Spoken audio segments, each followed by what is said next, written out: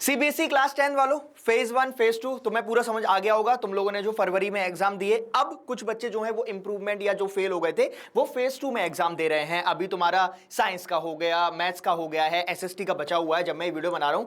बहरहाल सबसे इंपॉर्टेंट और सबसे कंफ्यूजिंग चीज, दोनों एग्जाम दिए हैं मास्टर, क्या होने वाला है, कैसी मार्कशीट दिखेगी, कैसे मार्क्स कैलकुलेट होंगे, वो सारा मैं यहां पे दिखाऊंगा तुम लोगों को। और एक प्रॉपर एंड में मार्कशीट भी दिखाऊंगा कि फेज 1 फेज 2 दोनों, तो अगर तुमने एग्जाम दिए हैं तो कैसी तुम्हारी मार्कशीट दिखेगी। क्लियर है? तो फटाफट से इस वीडियो को अपने दोस्तों के साथ साझा करिएगा, शेयर करिएगा।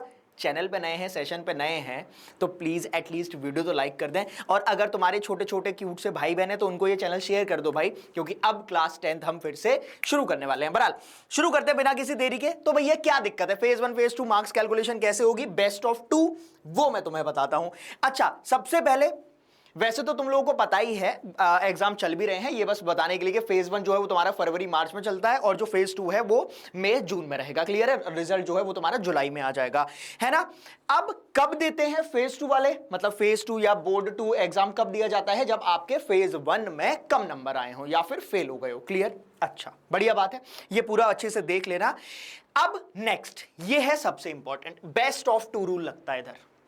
बेस्ट ऑफ 2 रूल क्या है? बेस्ट ऑफ 2 रूल ध्यान से सुनना, स्कोर आपका प्रोटेक्टेड रहेगा। फेज 2 में भी अगर कम मार्क्स आए, मान लो फेज 1 में तुम्हारे 80 में से 50 नंबर आए, तुमने इंप्रूवमेंट डाला तो तुम्हारे फेज 2 में 80 में से अब सिर्फ और सिर्फ 45 नंबर आए। कौन सा नंबर लिया जाएगा?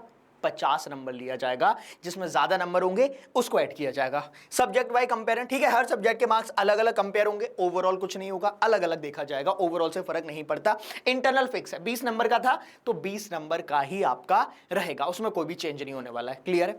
आगे बढ़े। नेक्स्ट अगर मैं बात करता हूं, ये है मार्कशीट जिसके बारे में बात कर रहा था। कंपेरिजन देख लो, मजा आ जाएगा, क्रिस्टल क्लियर हो जाएगा। ये उन बच्चों के लिए भी है जो अभी क्लास 10th में आए हैं या आने वाले हैं, ये वीडियो उनको भी पूरी मदद करेगी, क्योंकि ये चीज जो है वो सालों साल अब रहने वाली है। नेशनल एजुकेशन पॉलिसी में, मतलब नेशनल एजुकेशन पॉलिसी 2020 में जो चेंजेस हुए हैं वो अब लंबे चलेंगे। तो क्लास 10th वालों ये फिक्स है, देख लेना, हर साल काम आएगा ये।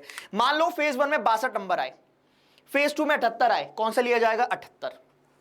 फेज 1 में 71 आए, फेज 2 में 65 आए, कौन सा लिया जाएगा? ज्यादा वाला, फेज 1 वाला लिया जाएगा, क्योंकि फेज 1 में बेटर नंबर थे। अगेन 58 74 74 लिया जाएगा। 80 80 बराबर है तो ऑफ कोर्स क्या ही कर सकते हैं। अगर 55 एंड 69 है तो जो ज्यादा वाला है वो लिया जाएगा। क्लियर है? देख लो, ये कोई राहुल बेटा है जिनके लगे पड़े थे, है ना, उनके नंबर जो हैं अब बढ़िया बन रहे हैं। देख रहे हो, बेचारे के सिर्फ 58 थे, यहां 74, इसका 71 था, फिर भी ली दिया तो कम हो गए, कोई दिक्कत नहीं है, अपन ने जो बढ़िया नंबर थे वही आएगा। इंटरनल असेसमेंट में कुछ भी नहीं रहेगा, 20 का था और सारे बच्चों को 20 ही मिलते हैं यार। कोई बहुत ज्यादा नालायक बच्चा होगा, उजड्ड बच्चा होगा, उसका 1-2 नंबर काट लिए जाते हैं बस। क्लियर है? ये चीज क्लियर हो गई। अब आते हैं कैसा फाइनल स्कोर बनेगा। ठीक है, फटाफट से देख लेते हैं। मैथ साइंस मान लो ये तुम्हारे इंटरनल थे, तो फाइनल में जो ज्यादा नंबर है ना वही नंबर यहां लिए जाएंगे। ओवरऑल जो है वो 100 में से आपका बनेगा। तो ये मैं बता रहा था, इंडिविजुअल आपको ऐड करना पड़ेगा तभी चीजें सॉल्व होंगी। ठीक है, मैथ्स का अलग, साइंस का अलग, इंग्लिश का अलग, सोशल साइंस का अलग, हिंदी का अलग। अब इनको ऐड करो, अरे इनको ऐड करो और अपनी परसेंटेज निकाल लो।